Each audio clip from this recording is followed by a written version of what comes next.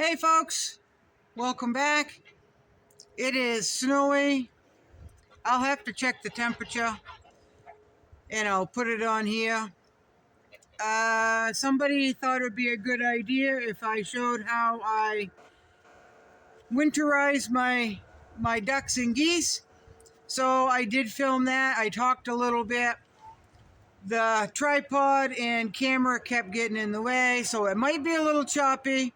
I don't think you see my face. You might see from my hips down because I wanted to show you the litter and what I was doing with the litter. So that is done. I gave the little teepee tent cubby some fresh hay, and I've got a lot to do, and it's about noontime right now. I've got to haul my wood, all of that, right? So it's not really cold, but it's windy and it's snowy. And in order to keep the wind off the back of my neck, the wind is coming right from the west today. I've got my hood up because I don't like the back of my neck cold. I just don't. The older I get, the worse that feeling is for me. So the ducks are happy. The geese are happy. I'm happy because I'm upright and breathing. And I hope you enjoy the video. There will be another one or two coming out today if I have time. If I have time. One is answering a question that was asked of me by Homestead Hopefuls via phone text. I love hearing from those folks. I just absolutely love that couple. They just have my heart. They do.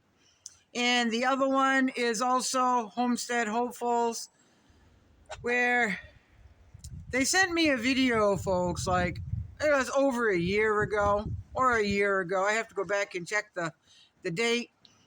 And thought it would be a good idea if I did a video on a particular topic so y'all can join in if you so desire.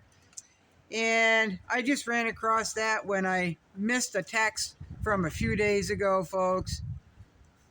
It's wonder these two lovely people want anything to do with me, because they text, they show me videos, they send me videos and send me pictures and wonderful text, and I don't see them, or I see them and apparently one of these last times I bookmarked it and I didn't respond, then I forgot I bookmarked it. I don't know, folks. And I found it this morning when they sent two more. One picture and a video. So, yeah. My life is not that spastic normally, but when it comes to the cell phone, folks, it's just, I'm not a fan of cell phones. I'm just not.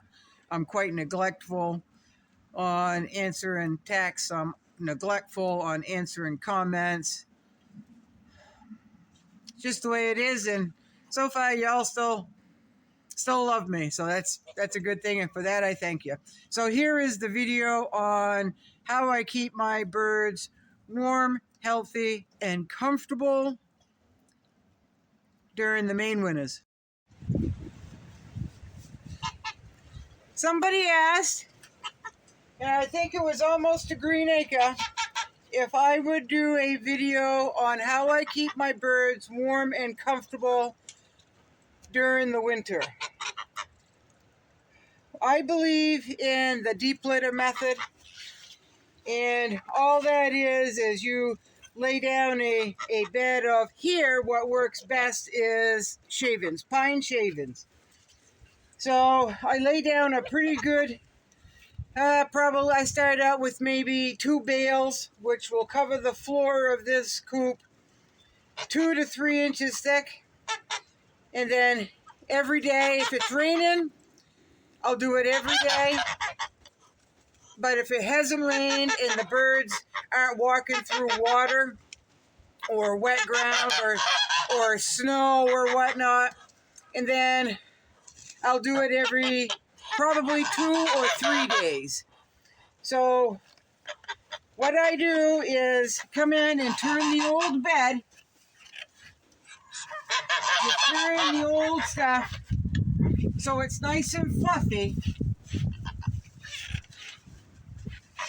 Now, it rained quite a bit yesterday, and the birds were in and out. So they got this pretty wet, just by the nature of them being waterfowl and not mind getting wet, and just them tracking it in, right? So this is not frozen because it's been warm. If we had 10, 20 below, the surface would freeze into what I call ice cakes, litter cakes, and it will freeze probably the top 2 or 3 inches, but underneath will not be frozen, in my experience. So this is what I do. I go right down to the bottom wire. So when I built this coop, it was on a gravel pad, and then I took 1/2-inch welded wire and started on the sides of the walls right at the footing and attached it to the footing and then laid it across the gravel and up the other side so nothing could dig its way in. And that's worked pretty darn well. After that, once the wire was laid, I hauled in bucket after bucket after bucket of sand from the gravel pit. And I put probably 3 inches of sand all over the welded wire. And then I start the deep litter method. Usually, probably try to start doing that in mid-fall. So by the time cold weather does get here, they'll have a nice deep litter bed going on in the bottom of their coop, in the floor of their coop. So I go down to the welded wire with my little, whatever this thing is, I call it a spading fork, and I just fluff it. So this is all fluffed up, except for where I was standing. It's turning it over. So when I add the new shavings, which I'm going to do,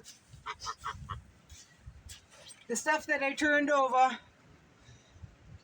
is allowing the air to get into that, so it will compost. Compost is warm, it heats up. So with a fresh coating of shavings on there, they are laying on warm, dry, clean bedding. So this just works. It works very well for me anyway, here. Now, I know a lot of other Mainers who have birds and such, they also do the deep litter method because it works. So I go with shavings and sawdust from the mill whenever I can. So I'm going to keep doing this, and then I will bring you back. I would film the other part of the coop, but it's just too dark in here. That's what happened last time when I did this video. It was just too dark, and I ended up scrapping that video. So I'll bring you back when I start spreading the shavings.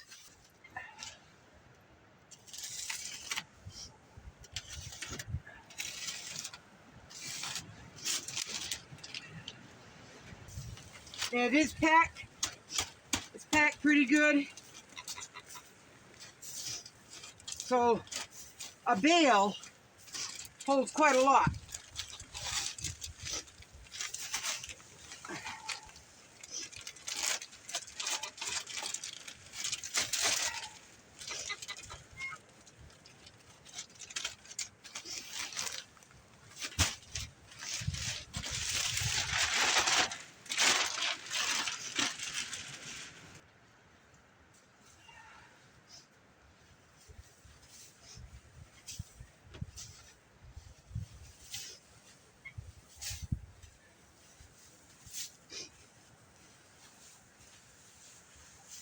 And what I'll do is spread it evenly. Best way to do this is by hand, unless you have a bad back.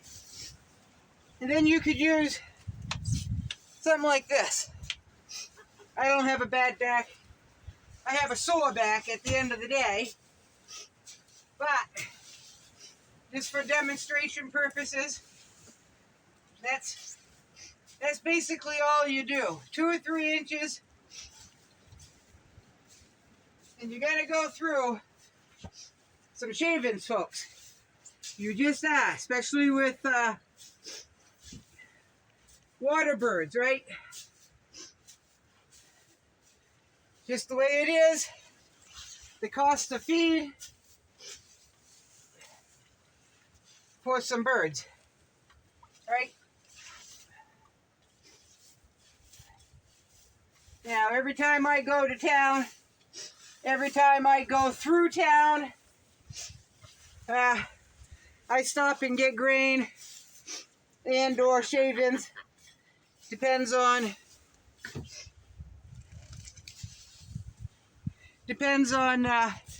what I've got room for.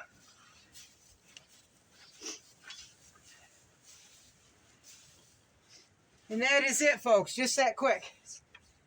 They've got fresh, dry bedding. The coop litter underneath has been turned. It's been fluffed up. It's gotten air to it. It'll start to decompose, which creates heat underneath the clean, dry shavings. And then in a couple days, I'll turn this again and do it all over again. But if it's raining, the birds are wet because they choose to stay out in it. They've got plenty of places to go in under, but they like to stay right out in it because they're ducks and geese. That's just by nature. So if they're wet, then I'll have to do this again tomorrow. But technically what you do, once you turn the litter, if there's any smell of ammonia, you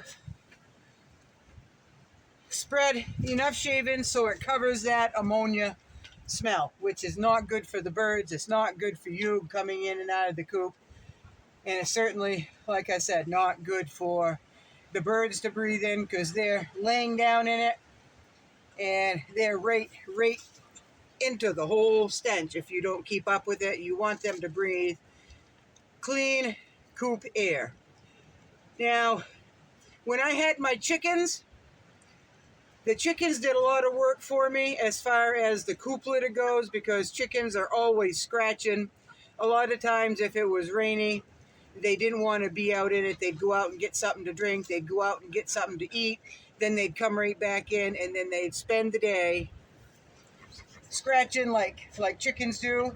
So they would, a lot of times, keep my coop litter turned up so I didn't have to do it quite so often or quite so much. So as far as that goes, the chickens really do come in handy to maintain the coop litter. They really do. But it seems I don't have any chickens thanks to the predators, and I don't foresee getting any chickens in the near future.